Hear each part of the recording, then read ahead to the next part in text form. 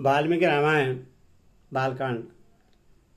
मैं भक्त कहूँ आज आपको विश्वामित्र को ऋषि एवं महर्षि पद की प्राप्ति, मेनका द्वारा उनका तपोभंग तथा बर्मा ऋषि पद की प्राप्ति के लिए उनकी घोर तपस्या।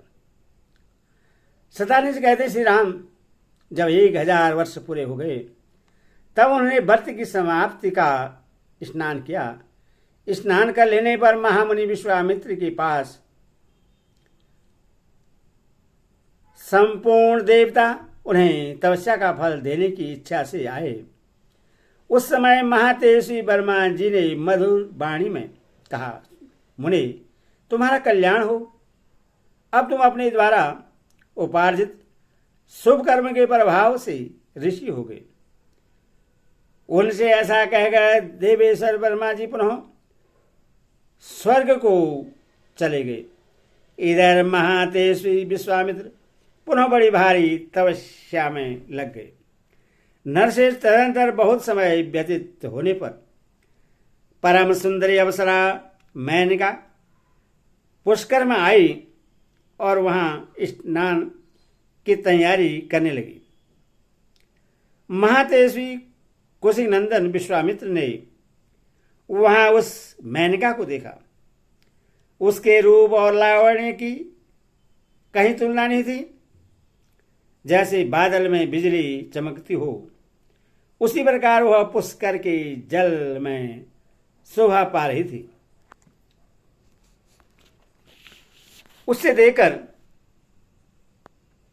विश्वामित्र मुनि काम के अधीन हो गए और उससे इस प्रकार बोले, अप्सरा तेरा स्वागत है, तू मेरे इस आश्रम में निवास कर, तेरा भला हो। मैं काम से मोहित हो रहा हूं, मुझ पर कृपा कर। उनके ऐसा कहने पर सुंदर कटी प्रदेश वाली मेनका वहां निवास करने लगी। इस प्रकार तपस्या का बहुत बड़ा विघ्न विश्वामित्र के पास स्वयं उपस्थित हो गया। रघुनंदन मेनका को विश्वामित्र के उस सौम्य आश्रम पर रहते हुए 10 वर्ष बड़े सुख से बीते। इतना समय बीत जाने पर महामुनि विश्वामित्र लज्जित से हो गए, चिंता और शोक में डूब गए। रघुनंदन मुनि के मन में रोषपूर्वक यह विचार उत्पन्न हुआ कि यह सब देवताओं की करतूत है। उन्होंने हमारी तपस्या का अपहरण करने के लिए यह महान प्रयास किया है। मैं काम जनित मोह से ऐसा आक्रांत हो गया कि मेरे 10 वर्ष एक दिन रात के समान बीत गए। यह मेरी तपस्या में बहुत बड़ा विघ्न उपस्थित हो गया। ऐसा विचार कर मुनिवर विश्वामित्र लंबी सांस खींचते हुए पश्चाताप से दुखित हो गए। उस समय मेनका अप्सरा भयभीत हो थर थर कांपती हुई हाथ जोड़कर उनके सामने खड़ी हो गई। उसकी ओर देखकर कौशिक नंदन विश्वामित्र ने मधुर वचनों के द्वारा उससे विदा कर दिया और स्वयं वे उत्तर पर्वत हिमवान पर चले गए। वहां वन महायशी मुनि ने निश्चयात्मक बुद्धि का आश्रय ले कामदेव को जीतने के लिए कौशिकी तट पर जाकर दुर्जय तपस्या आरंभ की। श्री राम वहां उत्तर पर्वत पर 1000 वर्षों तक घोर तपस्या में लगे हुए विश्वामित्र से देवताओं को बड़ा भय हुआ।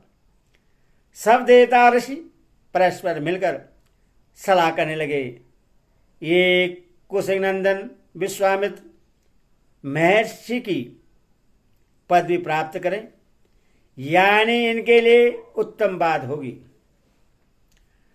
देवताओं की बात सुनकर सर्वलोक पितामह वर्मा जी तपोधन विश्वामित्र के पास जा मधुर वाणी में बोले, महर्षि तुम्हारा स्वागत है।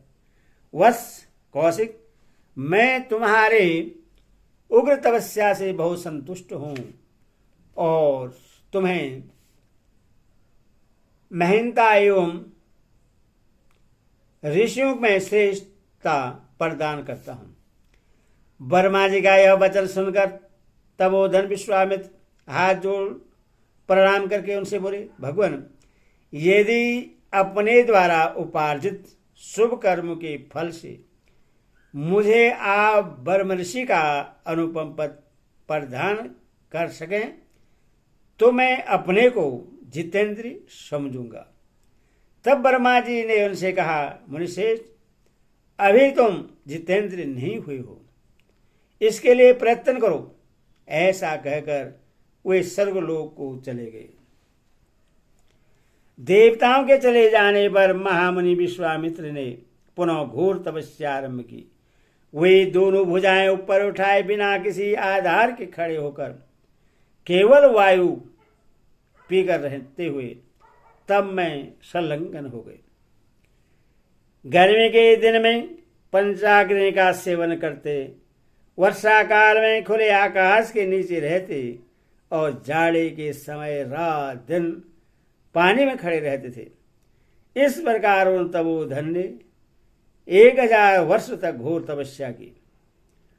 महामुनि विश्वामित्र के इस प्रकार तपस्या करते समय देवता और इंद्र के मन में बड़ा भारी संताप हुआ।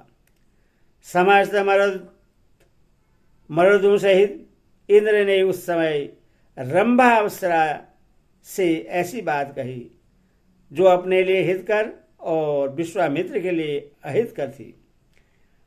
इस प्रकार बाल निर्मित अष्टाधारी आदि काव्य बालकांड 63 सर्ग पूरा हुआ। हरि ओम तत्सत्। हरि ओम।